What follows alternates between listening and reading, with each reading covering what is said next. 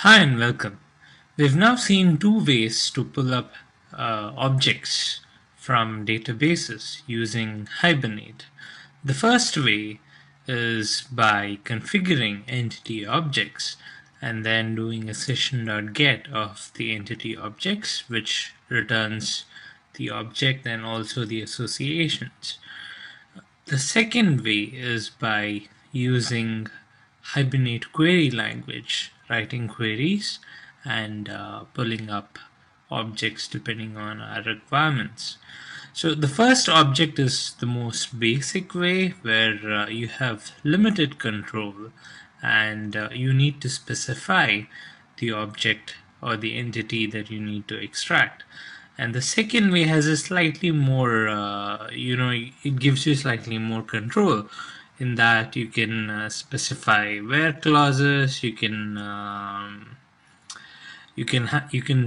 fine grain the constraints that you want to impose on the data that you're pulling up from the database.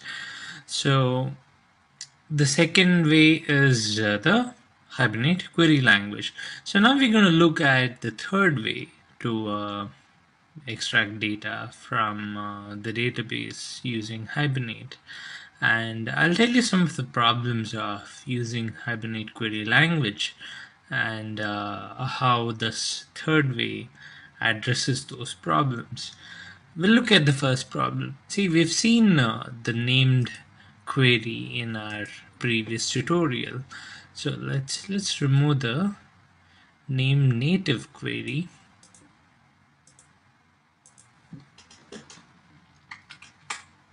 Okay, so we have this named query, and the named query is nothing but Hibernate query language, and we're specifying all the parameter placeholders here, and then we're substituting the parameters in our application.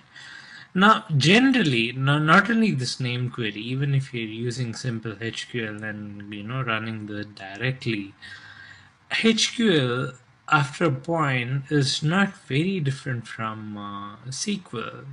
You have you have where clauses, you have joins.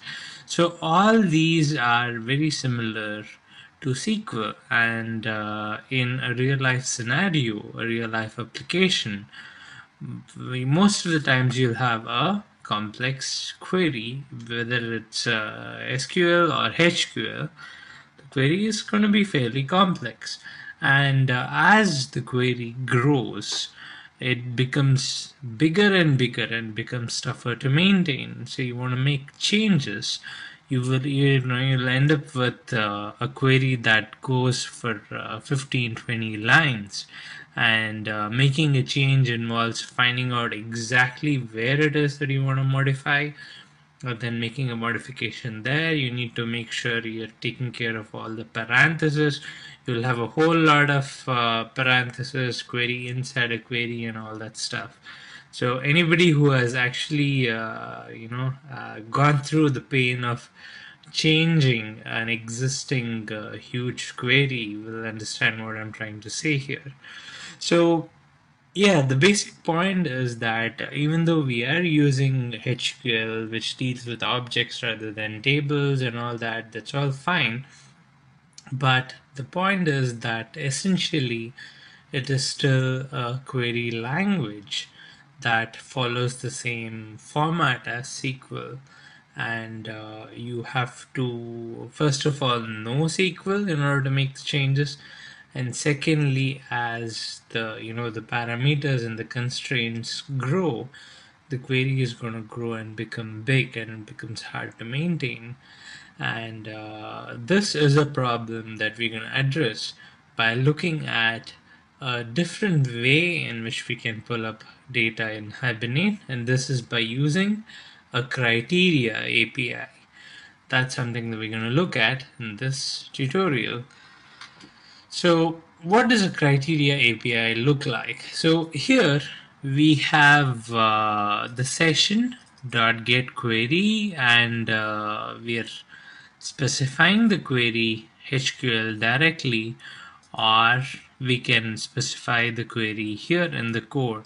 Now what we're going to do is, instead of specifying any HQL query, we're going to look at how to get the records by specifying our criteria using the criteria API.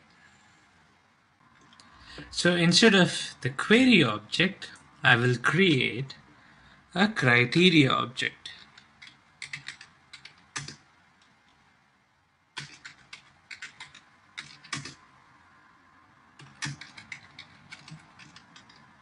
Session dot, I will use a method called create criteria. Now the session dot create criteria takes a class as an argument. We'll look at string later, but let's consider this one. Now session dot create criteria takes a class as an argument. So let's choose this, and here I'll have to specify the name of the class. This is user details dot class. Okay, so now I'll have to import criteria from org.hibernate. So I've imported that. So what I'm doing here is I'm telling Hibernate that I need to create a criteria, and I'm creating this criteria for the user details class.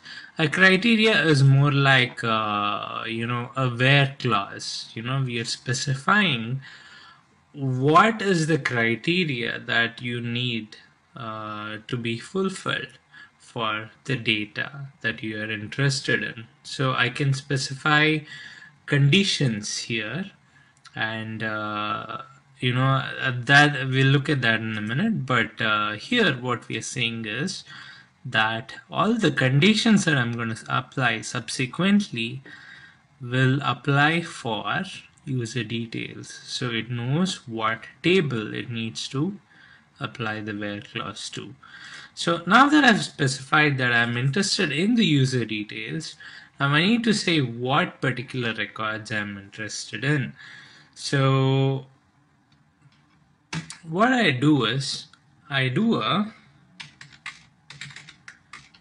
criteria dot, there is this add method. Okay, so I use the add method. Now here I can add any restrictions that I want. Let's say I want to pull up the user with the name user10. So this is a restriction that I add to this criteria. So I use restrictions. I need to create a new restriction. So I say restrictions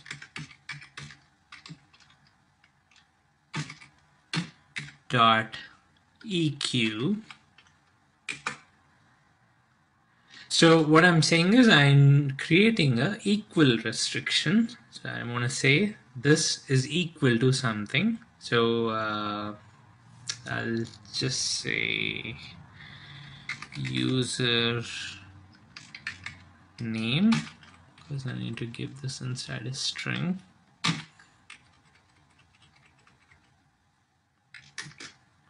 Comma. User10.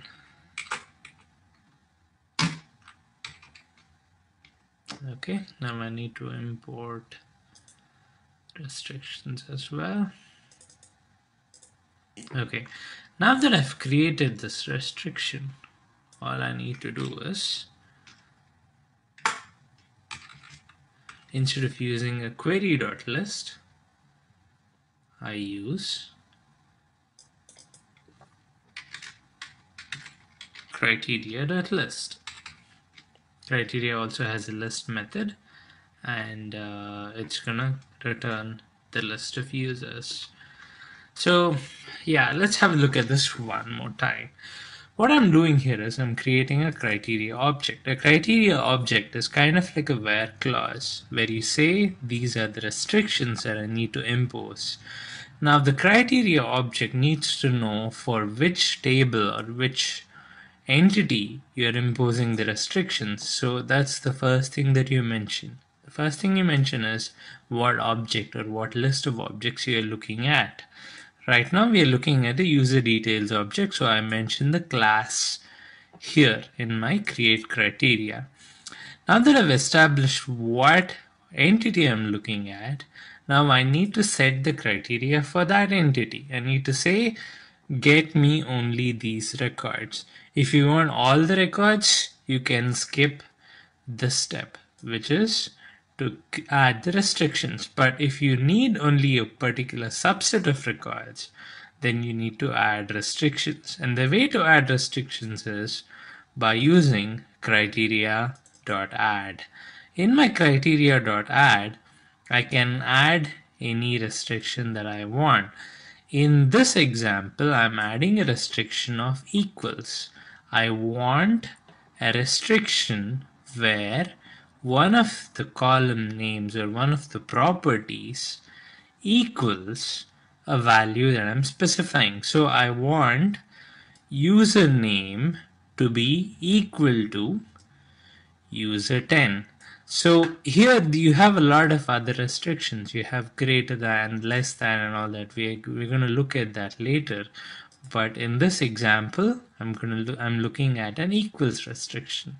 So I'm going to pull up all the records where the username equals user10. So this restriction is something that I'm going to create here and pass it on to the criteria.add. So I can add as many restrictions as I want here, but once I'm done with adding all the restrictions, when I do a criteria.list, so first it's going to look at this entity, the class that I mentioned here, and for this entity it's going to apply all the restrictions that I've added here. Here in this case it's just an equal restriction, so it's going to apply this equal restriction and get the list of users where the username is equal to user10, as this is the only restriction we've applied here. So now let's run this and we'll see what is the output.